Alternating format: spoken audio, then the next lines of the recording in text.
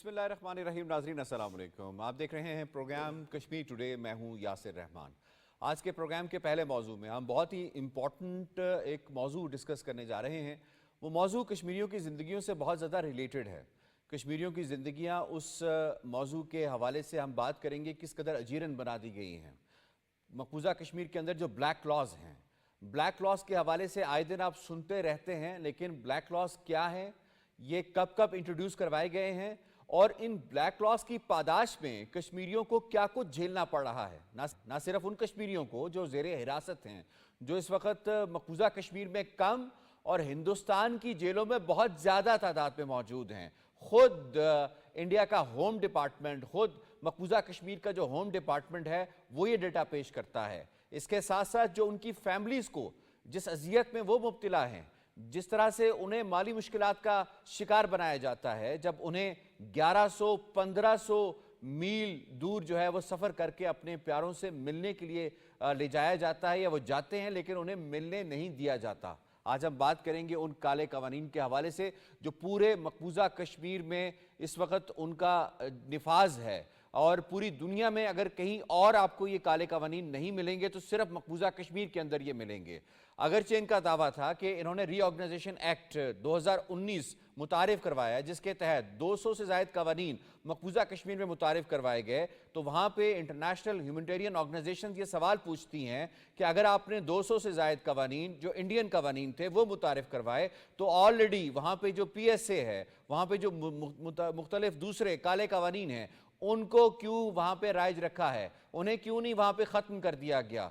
تو آپ کو تھوڑا سا سنیپ شاٹ دیتے ہیں مقبوضہ کشمیر کے اندر جو قوانین، کالے قوانین ہیں جو بہت عرصے سے چلے آ رہے ہیں، جس کی پاداش میں بہت سے کشمیریوں کو اپنی جانوں سے بھی ہاتھ دھونے پڑے ہیں، جو بہت زیادہ اذیتوں میں مبتلا ہیں. اس میں پی ایس اے 1978 میں اس وقت کی یہ نیشنل کانفرنس جو آج کل بڑی باتیں کرتی نظر آتی ہے، اس کی حکومت یہ لے کر آئی. 1987-1990 میں اس میں 2 امینڈمنٹس کی گئیں. اس کے بعد پھر Jammu Kashmir disturbed areas act 1990 میں یہ لایا گیا، جب سینٹر گورنمنٹ کا یہ دل کرے کہ مقبوضہ کشمیر کے اندر ویلی ہو یا جموں ہو، اس میں اس ایریا کو ڈسٹربڈ قرار دے دیا جائے تو وہ قرار دیں گے، اور اس کے بعد جس کسی کو ان کا کانسٹیبل تک بھی مارے گا اس سے کوئی جواب دہی نہیں ہوگی. اسی طریقے سے arm forces Jammu and Kashmir special powers act 1990 میں اس کو لایا گیا. یہ ان کی انڈین آرم فورسز کو ایک بلینک چیک دیا گیا کہ آپ کا جو دل کرتا ہے مقبوضہ کشمیر کے اندر آپ کریں، کھلی چھٹی دی گئی انہیں. اسی طریقے سے prevention of terrorism act POTA 2002 میں یہ ایکٹ لایا گیا، اور unlawful activities prevention amendment ordinance 2004 میں لایا گیا. نیشنل سیکیورٹی ایکٹ، اس کا نفاذ بھی مقبوضہ کشمیر میں ہے. Official secret act O S A, اس کا بھی نفاذ مقبوضہ کشمیر کے اندر ہے. اور terrorist and disruptive activities act TADA, جسے عرف عام میں بدنام زمانہ، یہ قانون 1990 میں لایا گیا، اور اس کے تحت بھی سینکڑوں کشمیریوں کو جو ہے وہ پابند سلاسل کیا گیا ہے. اب ہوتا کیا ہے؟ ایک پوری اسکیم آف تھنگز ہے ان تمام قوانین میں جو یکساں ہیں.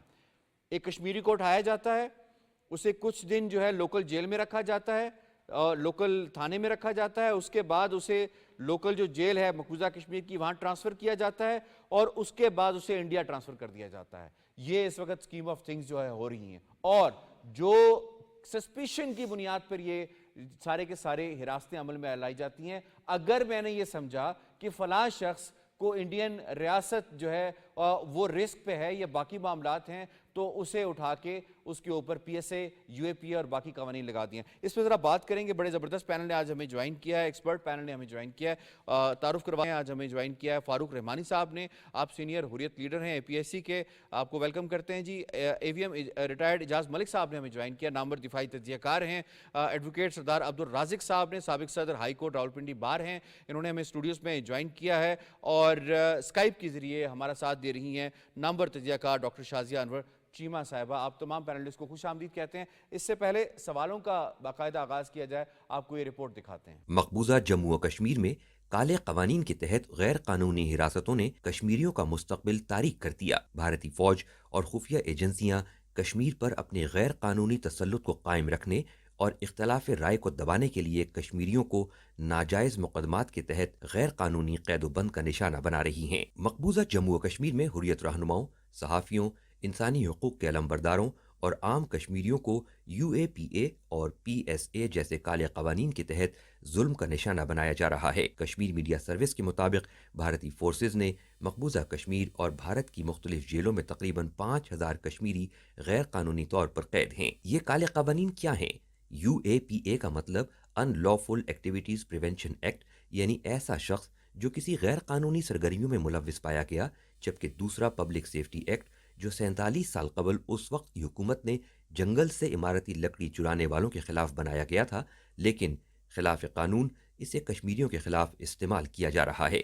انسانی حقوق کی عالمی تنظیم ایمنسٹی انٹرنیشنل کے مطابق مقبوضہ کشمیر کی خصوصی حیثیت ختم کرنے سے قبل 30 سال کے دوران 25,000 افراد کو کالے قوانین کے تحت قید کیا گیا۔ شبیر شاہ، یاسین ملک، آسیہ اندرابی سمیت حریت کانفرنس کے سرکردہ رہنما اب بھی انہی قوانین کے تحت پابند سلاسل ہیں۔ ماضی میں کامران یوسف، خالد گل، سرتاج احمد بٹ، رؤف احمد وانی، قاضی شبلی، فہد شاہ، آصف سلطان جیسے صحافی ظلم کا نشانہ بنے، اور اب آصف سلطان اور خرم پرویز سمیت کئی صحافی قلم کی حرمت کی پاداش میں ان کالے قوانین کا شکار ہیں۔ کشمیری اس مطالبے میں حق بجانب ہیں کہ انسانی حقوق کی عالمی تنظیموں کو بھارت کی جانب سے بین الاقوامی قانون اور انسانی حقوق کی ان کھلی خلاف ورزیوں کا نوٹس لینا چاہیے، اور ایسے ظالمانہ اقدامات پر وہ بھارت کو جواب دہ بھی ٹھہرائے۔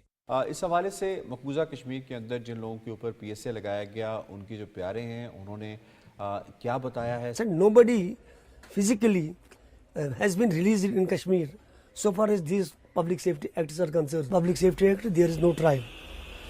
One has to be detained for 2 years, for 1 year, at random. 9 اگست کو میں اور میرے ساتھ 3 بندے تھے، پولیس اسٹیشن بٹا مالوں نے ہمیں اٹھایا تھا۔ ہمیں 1 مہینہ 4 دن بند رکھا گیا۔ جب بھی ہمارے گھر والے پولیس اسٹیشن کے اندر داخل ہوئے تو اس کے بعد کام ہوا کہ ہمارے گھر والوں کو اریسٹ کر دیا گیا۔ تو دوسرا لڑکا جو دیکھتا ہے تو وہ کہتا ہے یہ تو بے گناہی ہے، یہ تو ظلم ہے، اس ظلم کے خلاف ہم پروٹیسٹ بھی نہیں کر سکتے ہیں۔ اگر کورٹ نے اس کو ریلیز کیا ہے تو کیا وجہ ہے گورنمنٹ اس کو ریلیز نہیں کرتی؟ پھر کاش کرتے ہیں، پھر لے جاتے ہیں، پولیس بند کر کے رکھتے PSA، پھر لگاتی ہے۔ بس ایسے ہی ہوتا رہتا ہے ہمارے ساتھ۔ ہم نے 2 بار کاش کیا ہے، پھر کورٹ نے چھوڑ دیا، پھر پولیس نے بند رکھا ہے، بلا وجہ بلا کیسز وہ بند رکھتے ہیں اس سے۔ میں سب سے پہلے سردار عبدالرازق صاحب، کیونکہ آپ لیگل مائنڈ ہیں، آپ سے سٹارٹ کر لیتے ہیں۔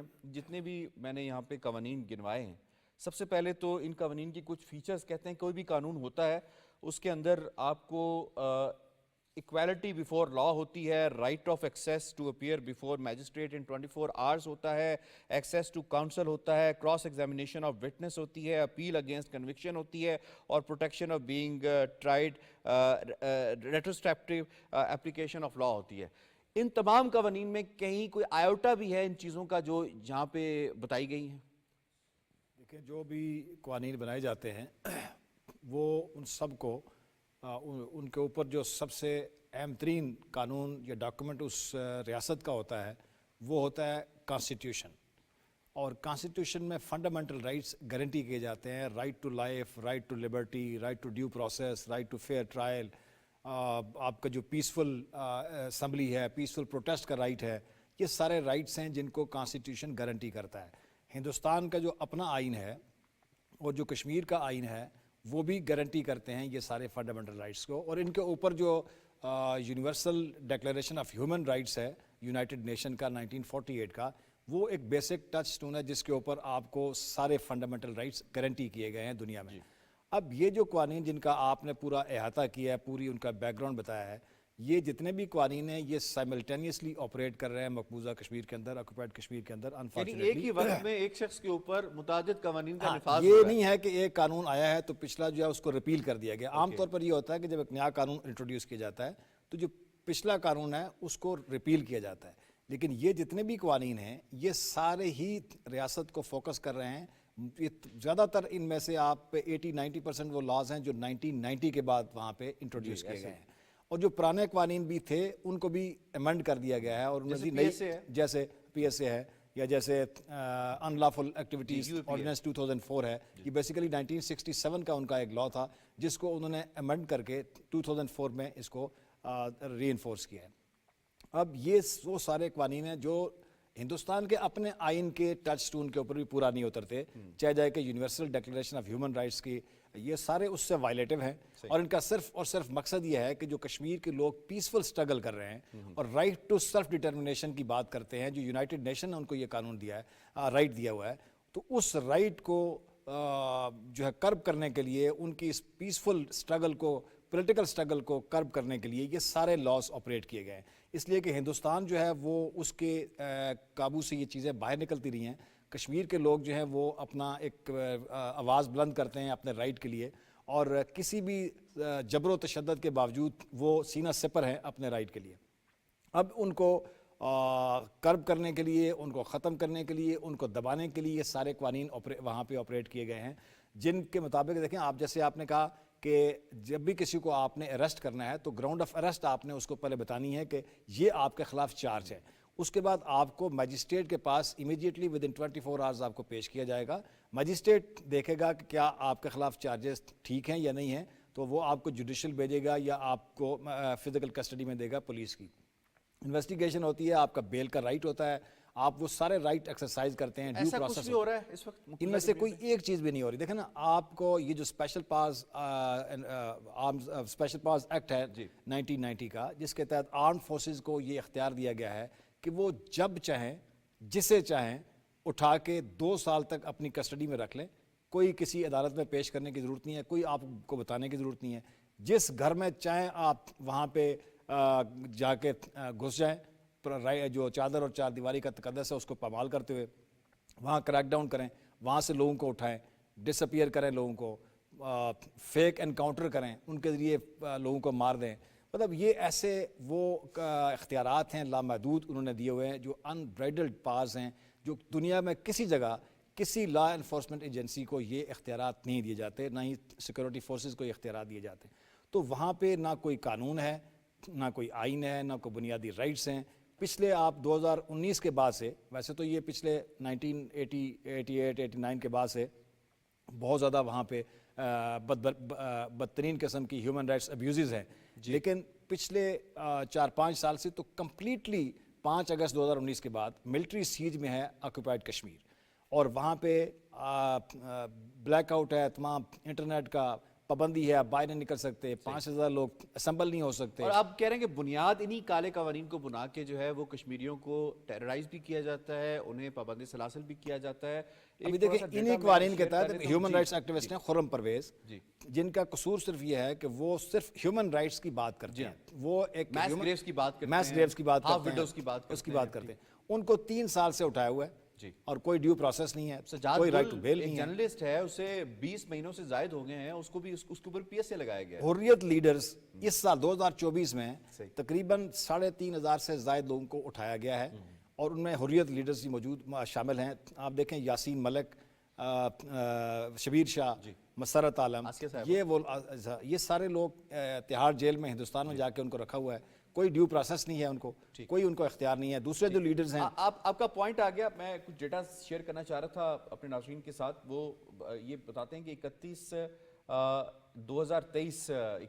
اگست 2023 میں جو کشمیر کا ہوم ڈپارٹمنٹ ہے، اس نے کہا کہ ہم نے 1122 لوگوں کو پی ایس اے ان کے اوپر لگایا گیا ہے، اور انہیں مقبوضہ کشمیر سے باہر جیلوں میں بھیجا گیا۔ اب ایک مسئلہ تو یہ ہم نے بتایا، قوانین کے حوالے سے ہمارے لیگل ایکسپرٹ نے ڈیٹیل کے ساتھ بتایا، اب دوسرا مسئلہ یہ کہ انہیں آؤٹ سائڈ جو ہے وہ مقبوضہ کشمیر بھیجا جا رہا ہے۔ میں اس میں ڈاکٹر صاحبہ آپ کو شامل کروں گا، ڈاکٹر شازیہ انور چیمہ صاحبہ، یہ فرمائیے گا کہ 2011 میں ایمنسٹی انٹرنیشنل نے جو پی ایس اے ہے اسے کہا لا لیس لا، اب اس کی آڑ میں جس طرح سے کشمیریوں کو اجتماعی طور پر سزا دی جا رہی ہے، وہ جنہیں حراست میں رکھا جا رہا ہے اور وہ جو ان کی فیملیز ہیں، کس قدر ہینیس کرائم ہے جو انڈیا اس کو کمٹ کر رہا ہے؟ یہ کرائم اگینسٹ ہیومینٹی ہے یاسر صاحب، یہ جو ان کا پبلک سیفٹی ایکٹ ہے اور جو ان لافل ایکشن پریونشن ایکٹ ہے، جس میں پبلک سیفٹی میں تو انہوں نے الاؤ کیا ہوا ہے، ہم نے بہت سے پروگرام میں بھی یہ ذکر کیا ہے کہ یہ وہاں کے جو سیٹلرز ہندو ہیں، جو ایکسٹریمسٹ وہاں پہ انہوں نے سیٹل کیے ہوئے ہیں، ان کے پاس یہ اتھارٹی ہے کہ آپ اپنی ڈومین کی سیفٹی جو ہے وہ رکھیں گے، اور ان کو انہوں نے ہتھیار پکڑا دیے ہوئے ہیں۔ تو آپ اندازہ لگائیں کہ کس حد تک یہ جنگل کا قانون ہے، لوگوں کو اٹھایا جاتا ہے، اٹھانے کے بعد ان کو کہیں اور شفٹ کر دیا جاتا ہے، اور گھر والے جو ہیں وہ اگر کسی بھی قسم کی کوئی لیگل جو پرسو کرنا چاہتے ہیں تو ان کا آپ دیکھیں کہ وہ کہاں کہاں سفر کریں گے. پہلے تو وہ ڈھونڈیں گے کہ وہ ہیں کہاں پہ. آپ ہیومن رائٹ کے ابیوز کی لمٹ دیکھیں. پہلے آپ یہ ڈھونڈیں گے کہ ہمارا بندہ ہے کہاں پہ، کس شہر میں ہے، کس جیل میں ہے. پھر آپ اس جگہ پہ جائیں گے، پھر آپ وہاں پہ اپیلز وغیرہ کریں گے، اور پھر آپ کو یہ بھی پتا ہے کہ نہ کسی وکیل نے یہاں پہ کام آنا ہے، نہ کسی اپیل نے کام آنا ہے. یہ جو ہو گیا ہے اس پہ ساری دنیا نے بھی خاموش رہ جانا ہے، اور ہمارے ساتھ بالکل نہتے کھڑے ہوئے ہیں. ایون ایک رپورٹ ہے کہ انڈر 18 جو ہیں وہ کشمیری بچے جو ہیں وہ اٹھا لیے جاتے ہیں اور ان کو بھی بڑوں کی جیل میں رکھا جاتا ہے. وہ ان پہ بھی یہی قانون لگا دیے جاتے ہیں، اور اس پہ بھی کوئی آواز جو ہے ہمیں ایمنسٹی کی رپورٹ آ جاتی ہے. اس طرح کی رپورٹس ہمیں گائے بگائے سامنے آ جاتی ہیں. لیکن آپ دیکھیں کہ یہ بھی بتا دیجیے گا ہمارے ناظرین کو کہ جس طرح سے مقبوضہ کشمیر کی معیشت کا حال ہے، تباہ حال ہو چکی ہے، $5 بلین سے زیادہ کا نقصان ہو گیا ہے، 35% ان امپلائمنٹ ریٹ ہے. اس کے اندر ایک شخص کو اگر اپنے بیٹے بھائی سے ملنے کے لیے اسے یا خاوند سے ملنے کے لیے جانا پڑ جائے یو پی کی جیل میں یا تہاڑ جیل کے اندر یا ہریانہ کی جیل کے اندر، تو 1100 سے 1500 کلومیٹر یہ بنتا ہے، یا مائلز میں سے ہم کہہ سکتے ہیں. تو وہ اس میں سجاد گل کا جو بھائی ہے وہ کہتا ہے کہ ہمیں ہر ٹرپ میں 20 سے 25 ہزار روپیہ جو ہے وہ کاسٹ کرتا ہے. تو کتنی بڑی ایک اجتماعی سزا ہے جو فیملیز کو دی جا رہی ہے. یہ بالکل یہ اجتماعی سزا ہے. بالکل آپ نے صحیح لفظ استعمال کیا ہے. یہی ہم نے دیکھا غزہ میں بھی، تو یہی ہے کہ جہاں بھی اوپریسر اس حد تک اوپریس کرتا ہے تو ان کا یہ ہوتا ہے کہ ہم جو پاپولیشن ہے اس کے اندر خوف پھیلائیں گے، اتنا خوف پھیلا دیں گے کہ یہ کبھی ہمت نہیں کر پائیں گے. اب ہمت ہے، میں تو آفرین کہتی ہوں کشمیریوں کی ہمت پہ کہ ان میں لغزش نہیں آتی ہے. آپ اندازہ لگائیں کہ ایک ماں جو ہے وہ اپنے بیٹے سے ملنے کے لیے پہلے کہیں سے 25 ہزار ارینج کرتی ہوگی، پھر ملنے کے لیے جاتی ہوگی، اور پھر وہاں پہ گھنٹوں اور دنوں اس جیل کے سامنے کھڑی ہوتی رہتی ہوگی. آپ امیجن پوری سچویشن کو امیجن کر کے دیکھیں. آپ رونگٹے کھڑے ہو جاتے ہیں کہ یہ انسانیت کے ساتھ وہاں پہ ہو کیا رہا ہے کہ آپ کے انڈر 18 بچے جو ہیں وہاں سے غائب ہیں. آپ کے پاس ویسے آپ نے کہا جی وہاں پہ ان امپلائمنٹ ہے، کاروبار کی صورتحال ہے، تو آپ کو یاد ہوگا ہم نے پورا ایک پروگرام اس پہ کیا تھا کہ وہاں پہ کس طرح سے سسٹمیٹک طریقے سے کاروبار برباد کیا جا رہا ہے.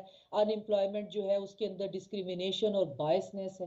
تو یہ کس اینگل سے ہم بات کریں اور ہم کہاں جا کر چیخ کے یہ بتائیں کہ ان لوگوں. اجازت ہو تو میں فاروق رحمانی صاحب کو یہاں پہ انوالو کرتا ہوں. فاروق صاحب یہ فرمائیے گا کہ نیشنل کانفرنس کے اس وقت جو عمر عبداللہ ہیں وہ بڑے دعوے کرتے نظر آ رہے ہیں کہ جی ہم ان کالے قوانین کو جو ہے وہ ختم کریں گے، بالخصوص پی ایس اے کے حوالے سے جو خود ان کے والد صاحب جو ہے وہ لے کر آئے اور دادا نے اس کو بیک کیا. تو یہ بتائیے گا کہ یہ کیا نیشنل کانفرنس کر سکتی ہے؟ اس کی انٹینشن یا اس کی ول پاور یا اس کی کیپیسٹی ہے؟ بنیادی بات سوچنے کی ہے، وہ یہ ہے کہ 1947 1948 اسی وقت نیشنل کانفرنس کے حوالے اقتدار کر دیا گیا. جی ایسے اس وقت جو بات آج ہو رہی ہے یا جو لاز جو ہیں وہ آج نافذ ہو رہے ہیں یا ان کو ڈیولپ کیا گیا ہے، زیادہ یہ ہاربل بنایا گیا ہے، اس وقت بنیاد پڑی. It was the first period of National Conference. Armed forces special powers act سب سے پہلے 1947 کے بعد وہاں پر، اور armed forces special powers act کی بنیاد پر تمام قوانین، armed forces special powers act اور اینیمی ایجنٹ آرڈیننس، یہ پہلے نافذ کیا گیا. اینیمی ایجنٹ آرڈیننس اور armed forces special powers act, ان کو بنیاد بنایا گیا کہ یہاں اس ریاست میں قوانین کیا ہوں گے. سپرٹ یہ تھا، انٹینشن یہ تھا بیسیکلی کہ دکھاؤ انہیں ایک چیز لیکن اندر سے کچھ اور ہو، باہر سے کچھ اور ہو، یعنی قول و فعل میں ایک بہت بڑا کنٹریڈکشن ہو، تضاد ہو. وہ انہوں نے اسی وقت دکھایا. اس کے بعد ہم دیکھتے ہیں کہ طویل اقتدار حاصل ہوا. نیشنل کانفرنس کو, اور بڑا یہ سٹرانگ پرسنالٹیز تھی جو انڈیا سے منوا سکتی تھی, لیکن انہی کے زمانے میں یہ تمام قوانین جو تھے یہ بنے اور نافذ ہوئے. ٹھیک ہے کہ بعد میں وہ بھی اس کی زد میں آ گئے, شکار ہوئے, ایک خود دوسری ہی. جماعتیں ایک دوسرے پہ ہاں. لگاتی رہیں. لیکن انہوں نے قوانین ایسے بنائے, بلیک لاز. آج جس وقت انٹینشنز کی بات ہو رہی ہے, ہم کہتے ہیں کہ یہ اب کر لیں گے, میرا خیال ہے کہ ناؤ دے آر پاور لیس, ان کے پاس کوئی نہیں ہے, وہ ہاتھ پاؤں مار رہے ہیں, بلکہ وہ سروائیول, اپنے سروائیول کی جنگ اس وقت لڑ رہے ہیں. صحیح. ان کے پاس کوئی نہیں ہے, نہ انٹینشنز ہیں. اگر انٹینشنز ان کے ہوں بھی ٹھیک, لیکن انہوں نے جو بنیادیں ڈالی ہیں وہ بنیادیں بڑی سخت ہیں. اس وقت کیپیسٹی بھی نہیں ہے, آپ کہہ رہے ہیں. جی, کیپیسٹی بھی نہیں ہے. کیپیسٹی بھی نہیں. اس وقت یہ حالت ہے کہ یہ وہی قاتل, وہی شاہد, وہی منصف ٹھہرے, اقربا میرے کریں خون کا دعویٰ کس پر.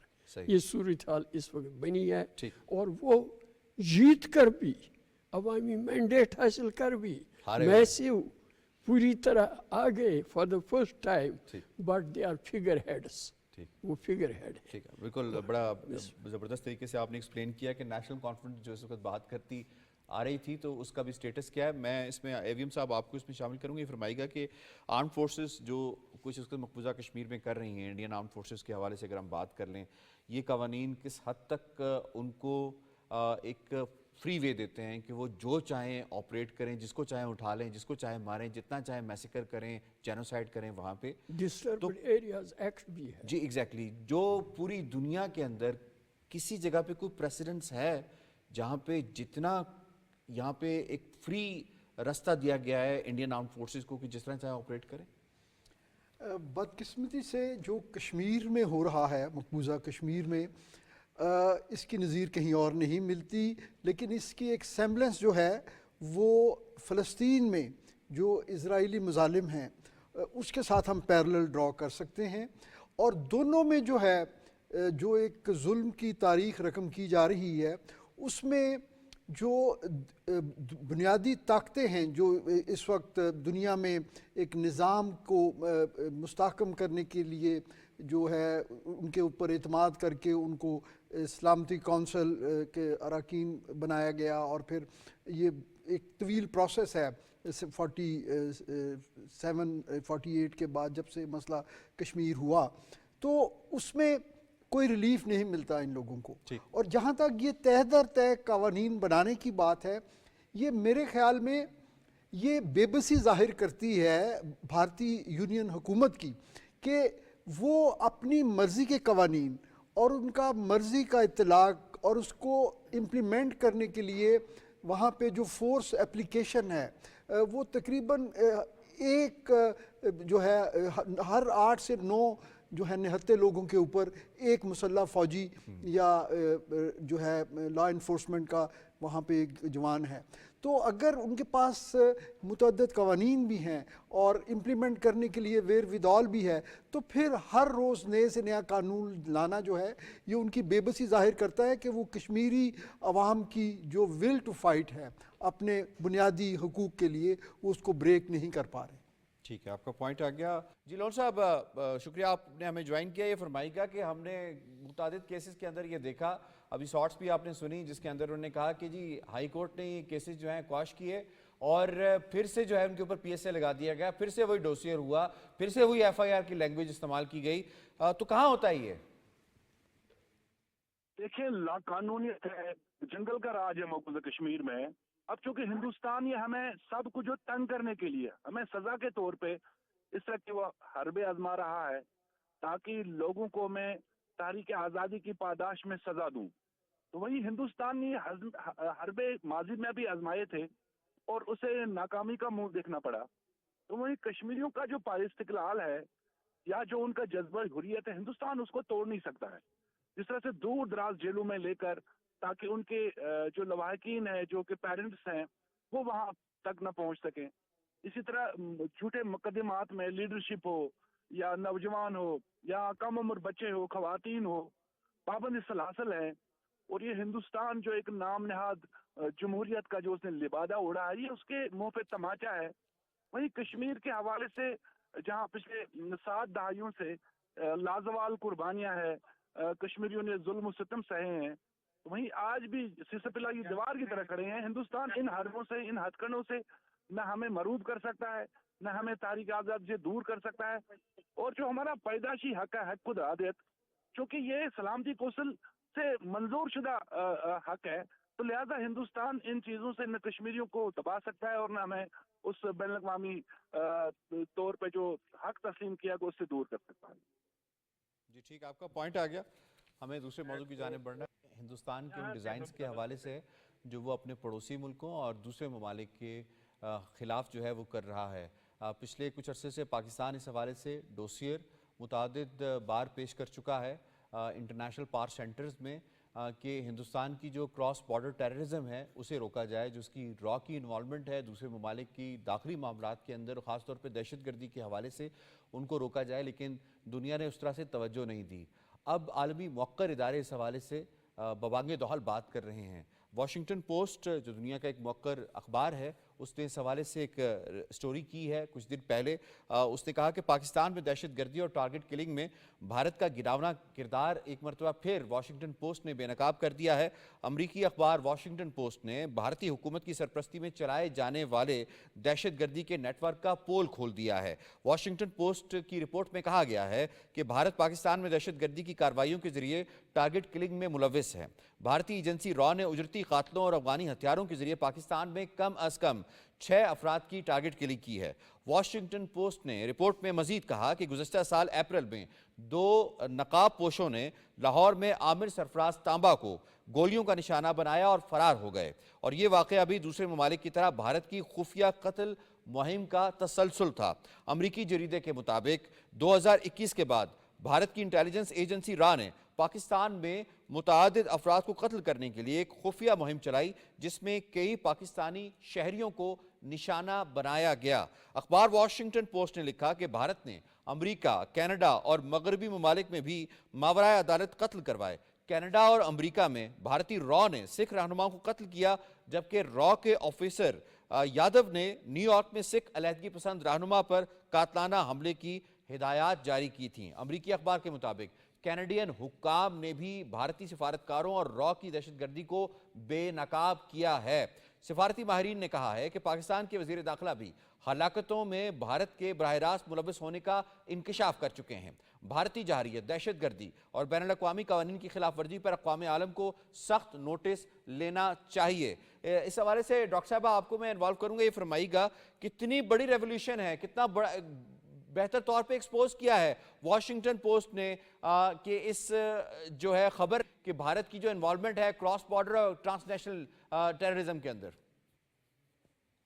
यासिर साहब, बात तो है, हम ये कह सकते हैं कि हमारी बहुत बड़ी अचीवमेंट है, लेकिन हमें ये नहीं भूलना चाहिए कि हम तो पिछली 3 दहाइयों से भी ज़्यादा ये कह रहे हैं कि इंडिया क्रॉस बॉर्डर टेररिज्म में ख़ास तौर पे पाकिस्तान के अंदर मुलविस है, और पाकिस्तान के अंदर जो है उसका जो अनरेस्ट और केओस में उसका बहुत बड़ा हाथ है। अब हुआ ये है कि एक रिपोर्ट लीक हुई है जिसमें जो इंडियन एक्सटर्नल मिनिस्ट्री है उन्होंने एक 58 लोगों की एक लिस्ट बनाई हुई है जिनको कि इन्होंने दहशतगर्द करार दिया है, और दहशतगर्द करार देने के बाद उनका किसी अदालत के अंदर कोई उनको बुलाकर और उन पर दहशतगर्दी के मुकदमे चलाने की बात नहीं हुई है, उनकी टारगेट किलिंग की बात हुई है। इस वजह से वेस्ट में बहुत ज़्यादा पैनिक भी पाया जा रहा है कि ये पाकिस्तान में तो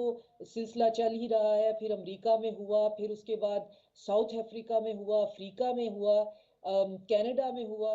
अब ये अगर 58 लोग हैं तो अल्लाह जाने ये दुनिया में और कहाँ कहाँ इन्होंने मारने हैं। तो इससे पहले एक रिपोर्ट भी जो है वो जारी कर दी जाए। तो उनकी इतला के लिए अर्ज़ है, हम तो पिछले 30 साल से ये कह रहे हैं कि आप इंडिया की जो आपने लगामें ढीली की हुई हैं ये आपके ही गले पड़नी है। वो हमारी हिम्मत है कि हमने उसे कंट्रोल भी किया हुआ है और कंटेन भी किया हुआ है। اگر اس کو اس طرح سے کھلی چھوٹ دے دی جائے تو وہ سوائے کرائے کے قاتلوں کے، اور وہ بھی ان سے ڈھنگ سے نہیں ہوتا، ایک ایسی بیمار قسم کی ایجنسی ہے ان کی کہ ایک قتل بھی، وہ آپ کو پتہ ہے تینوں چاروں میں یہ ہمیشہ پکڑے جاتے ہیں، ان کا پورا کیس بھی جو ہے وہ اوپن ہو جاتا ہے، ان سے وہ بھی کام ڈھنگ سے نہیں ہوتا.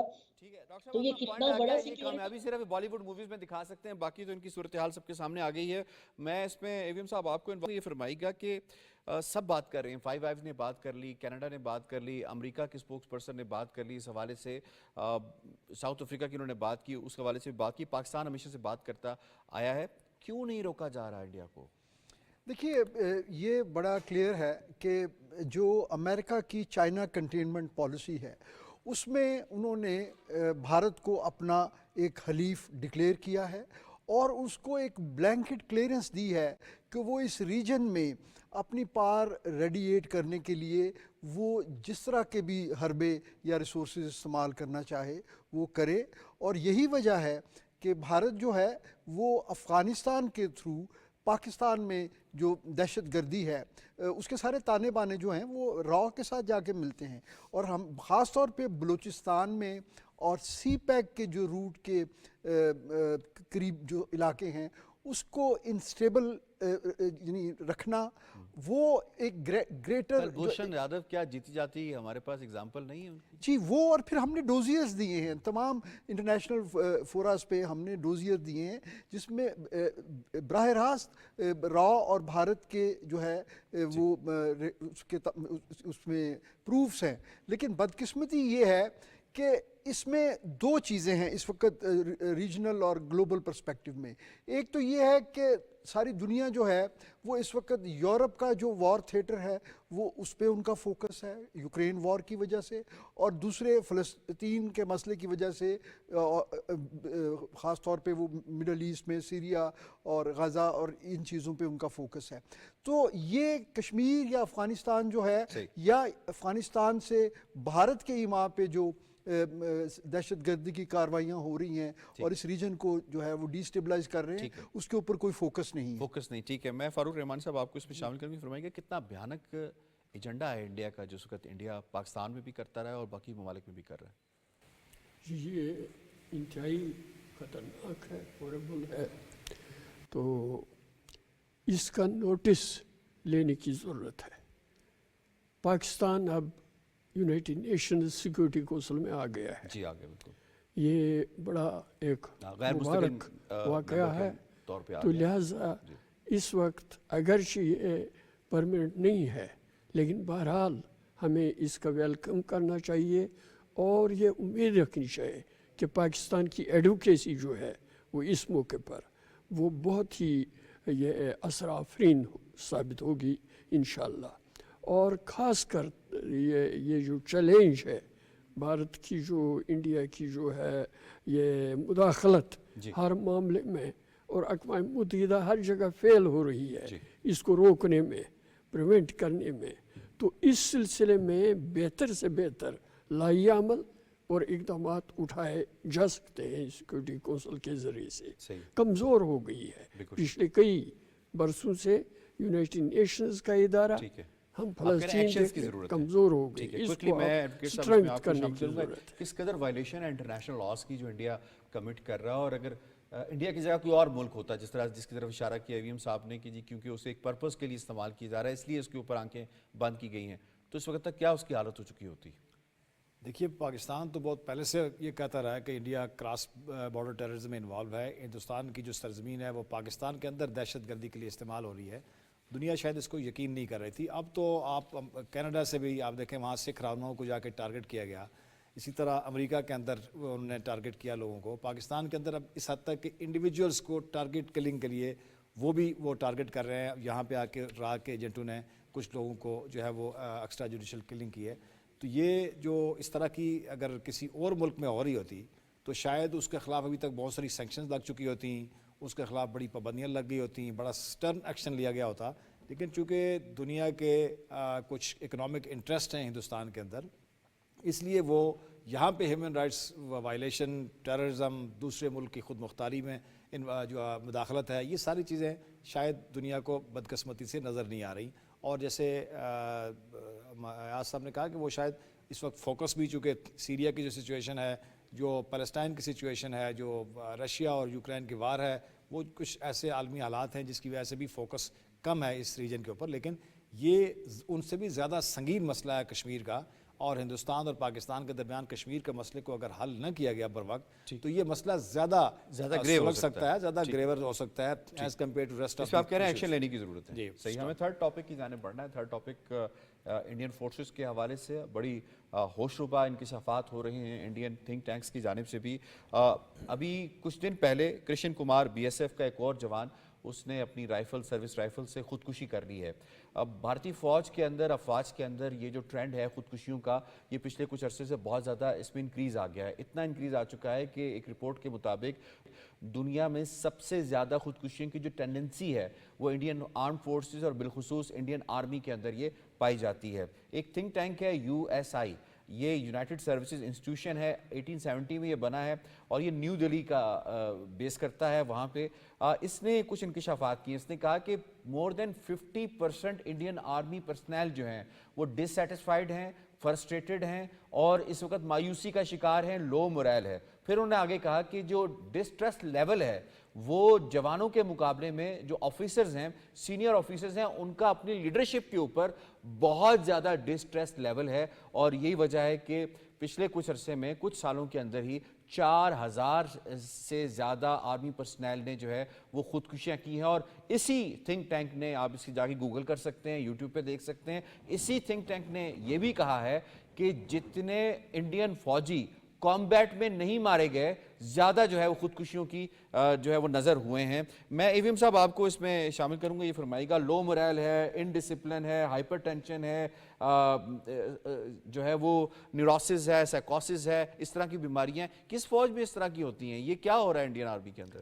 دیکھیے، جب بھی مسلح فوج میں کسی کو کسی بھی رینک میں، وہ آفیسر ہوں یا جوان ہوں، جب ان کو انڈکٹ کیا جاتا ہے تو ان کو ایک ایکسٹرا آرڈنری حالات کے لیے تیار کیا جاتا ہے، جس میں وہ اپنی جان کی پرواہ کیے بغیر ان کو جو گیون ٹارگٹس ہوتے ہیں اس کو اچیو کرنے کے لیے ان کو ٹرین کیا جاتا ہے، اور اس کے بعد ایک پروفیشنل ٹریننگ کے بعد ان کو ڈپلوائے کیا جاتا ہے. اور جو مسلمہ وار پرنسپلز ہیں اس میں جو آبجیکٹیو یا ایم ہے وہ پہلا اصول ہے. بدقسمتی سے کشمیر کا جو تھیٹر ہے اس کا تو کوئی ایم یا آبجیکٹیو ہے ہی نہیں. تو وہ جو آپ نے سب سے زیادہ خودکشیاں جو آپ کہہ رہے ہیں بالکل صحیح، سب سے زیادہ خودکشیاں بھی مقبوضہ کشمیر کے اندر ہی انڈین آرمی فورسز کر رہے ہیں. اس کی وجہ یہ ہے کہ وہ 24/7 وہ ایک اندیکھے دشمن کو یا شیڈوز کو وہ چیز کر رہے ہیں. ان کا کوئی آبجیکٹیو نہیں ہے وہاں پہ ہونے کا. اور دیکھیے، بہرحال وہ بھارتی فوجی ہیں تو وہ بھی انسان ہی. جب آپ کسی بھی فوجی کو دیکھیں، فوجی ٹرینڈ ہوتا ہے دشمن سے لڑنے کے لیے، مسلح جو تھریٹ ہوتی ہے اس کو نیوٹرلائز کرنے کے لیے، یا وہ اس کو مارتا ہے یا اپنی جان دیتا ہے. لیکن جب آپ اسی فوجی کو مسلسل نہتے بچوں پہ، بوڑھوں پہ، خواتین پہ تشدد کے لیے استعمال کریں گے تو کہیں نہ کہیں ہر انسان کے اندر ایک جو ہے ایک انسانیت کا ایک رمق موجود ہوتی ہے. تو اس کا جب بھی ہم وار کی جو سائیکالوجی ہے جب اس کو ہم پڑھتے ہیں تو اس میں یہ چیز بڑی اہم ہے کہ جہاں کہیں بھی آپ نے بغیر کسی مقصد کے اور ظلم کے پرچار کے لیے آرمڈ فورسز کے پروفیشنل سولجرز کو استعمال کیا ہے، ان میں فرسٹریشن، خودکشی اور اپنے صرف خودکشی نہیں، دوسروں کو مار دیتے ہیں، دوسروں کو مارنے کا، اپنے جو ہے جونیئر افسران کے خلاف ہتھیار کا استعمال جو ہے اس کے بھی واقعات ہیں. تو یہ چیز جو ہے یہ اگین یہ ریفلیکٹ یہی کرتی ہے کہ یہ جو ایکسٹرا آرڈنری حالات میں ان فورسز کو امپلوائے کیا گیا ہے، یہ آخر یہ کب تک یہ ہوگا، اور یہ اس کے لیے جو ہے ایک عالمی ضمیر کو جوڑنے کی ضرورت ہے. میں ڈاکٹر صاحب آپ کو اس میں انوالو کروں، فرمائیے گا کہ کس قدر سکھ آرگنائزیشن بنتی جا رہی ہے انڈین آرمڈ فورسز، اور جو ڈیٹا ان کے اپنے ایک تھنک ٹینک ہے USI اس کی جانب سے آیا، کتنا ہوش ربا یہ ڈیٹا ہے؟ حیران کن حد تک ہے. سوچنے میں نہیں آتا کہ ڈیٹا کے حساب سے، اور رپورٹس بھی ہیں ان کے حساب سے، تقریباً 100 بندہ پر ایئر خودکشی کر رہا ہے، اور 2014 سے لے کر 2024 تک 983 لوگ جو ہیں وہ سوئسائڈ کر چکے ہوئے ہیں، اور جن میں سے میجورٹی جو ہے وہ آرمی کی ہے، جیسے 642 آرمی آفیسرز ہیں، نیوی کے ہیں، پورا ڈیٹا میں نے یہاں پہ نکالا ہوا تھا، ایئر فورس کے 29 ہیں اور نیوی کے 148 ہیں. تو اور بھائی نے بہت اچھی بات کی طرف نشاندہی بھی کی کہ اس کی بنیادی وجہ بھی یہ ہے کہ جب آپ ایک ٹرینڈ اور ایک جو سیمیٹریکل فورسز ہوتی ہیں، جو ایک سیمیٹریکل وارفیئر کے لیے بنی ہوئی ہوتی ہیں، اب آپ ان کو گلی محلوں کے غنڈوں کے طور پہ استعمال کرنا شروع کر دیتے ہیں تو ان کے اوپر جو اس کی مینٹل ڈیٹیریوریشن ہے وہ بہرحال ہوتی ہے، اور وہ ٹال جو ہے وہ اپنی جان لینے کی صورت میں کہیں نہ کہیں تو انہوں نے اس کو ایگزرٹ کرنا ہوتا ہے. چونکہ رپورٹس میں یہ بھی لکھا ہوا ہے کہ وہ اپنا ڈپریشن اور اپنی جو انزائٹی ہے اگر وہ اس کو کہیں رپورٹ کرے تو وہ ایک ٹیبو ہے، اور ان کے سینئرز جو ہیں اس چیز کو ڈسکریج کرتے ہیں، اور وہاں پہ پراپر بہادر ایک جوان تھا، اس نے کہا کہ مجھے کھانا صحیح نہیں ملتا، اس نے ویڈیوز دکھائیں اور اس کے بعد جو اس کا حال ہوا وہ سب کے سامنے، اسے نوکری سے فارغ کر دیا گیا. جی بالکل، اور بہت ڈسکریج کیا جاتا ہے، اور مینٹل ہیلتھ انسٹیٹیوشنز ہیں ہی نہیں کہ پراپر جو پوسٹ ٹراما سٹریس ڈس آرڈر ہے یا پورے کا پورا ایک سسٹم ہوتا ہے جو ایک پروفیشنل آرمیز کے اندر ہوتا ہے سنبھالنے کا. لیکن میرا نہیں خیال کہ ایک تو وہ ہے نہیں، اگر ہو بھی تو جو ان کے وار کے سینیریوز ہیں، جو ان کی کامبیٹ لائنز ہیں، جیسے 7 سسٹر سٹیٹس خاص طور پہ کر لیں، پھر پنجاب ان کا بہت بڑا تھیٹر ہوتا ہے، اور کشمیر جو ہے جہاں پر یہ آپ اپنے ہی لوگوں پر ان کے ساتھ اس بے رحمی کے ساتھ جو سلوک کرتے ہیں جس کا آپ کے پاس کوئی جواز نہیں ہوتا، تو اس میں آپ کا ذہنی طور پہ معذور ہو جانا بالکل اس کی یقینی ہوتا ہے. اور اگر ذہنی طور میں ویری کوئکلی فاروق رحمان صاحب آپ کو اس میں شامل کروں گا، یہ فرمائے گا کہ یوگی آدتیہ ناتھ نے ایک سٹیٹمنٹ دی تھی، اس نے کہا تھا یہ جو انڈین آرمی ہے یہ مودی جی کی سینا ہے. تو مودی جی کی سینا کا جو حال ہوا ہے، کس قدر یہ ہندوتوا کے ایجنڈے نے اس فوج کو پروفیشنل فوج سٹینڈرڈ سے بالکل ہٹا کے رکھ دیا ہے، خاص طور پہ مقبوضہ کشمیر کے اندر سے. بالکل پروفیشنل جو ہے وہ اس سے ہٹ چکی ہے، اس میں کوئی شک نہیں ہے.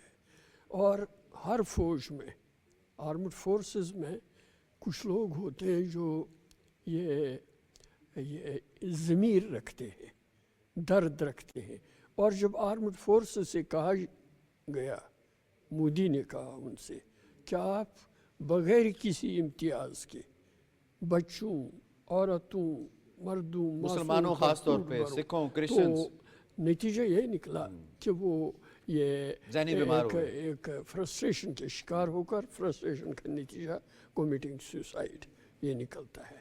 اور مودی کا جو ایجنڈا ہے وہ ایجنڈا بالکل ہی ایک ایسا ایجنڈا ہے جس سے کہ انسانیت کو کوئی غرض نہیں ہے، اور وہ ہے کہ پوری اس ریاست کو ہندوائز کرنا، نہ صرف پاکستان کے خلاف ٹیریٹوریل وائلیشنز کرنا، بلکہ پورا یہ ٹرینڈ چینج کرنا اور آبادی کو تبدیل کرنا. ٹھیک ہے. تو راجہ صاحب ایسے اس طرح سے اس مائنڈ سیٹ کے ساتھ اس فرسٹریشن میں کوئی فوج بھی سروائیو کر سکتی ہے؟ دیکھیے فوج میں عام طور پر جو لوگ شامل ہوتے ہیں نا وہ بڑی ڈیڈیکیشن سے شامل ہوتے ہیں، بڑے جذبے سے شامل ہوتے ہیں. پھر ان کی ایک پراپر ٹریننگ ہوتی ہے، پورا ان کو ماحول دیا جاتا ہے، ایک مقصد کے تحت وہ لڑتے ہیں، دشمن کے خلاف لڑتے ہیں، اپنے مخالف ملک کے خلاف لڑتے ہیں. لیکن جب آپ اسی فوجی کو شہریوں کے اوپر، بیگنا لوگوں کے اوپر، بچوں کے اوپر ظلم و ستم کے لیے استعمال کریں گے تو پھر اس کے اندر کا انسان جاگے گا، اور ظاہر ہے فوج سے باہر نکلنے کا بھی کوئی راستہ نہیں ہوتا عام طور پہ.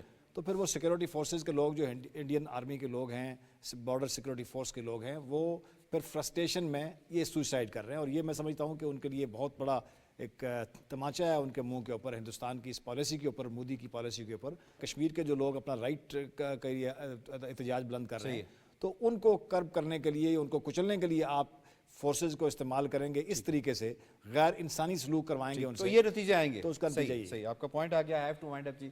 شکریہ ادا کرنا ہے اپنے تمام پینلسٹ کا. کشمیر ٹوڈے سے اتنا. یاسر رحمان کو دیجیے اجازت. اللہ نگہبان.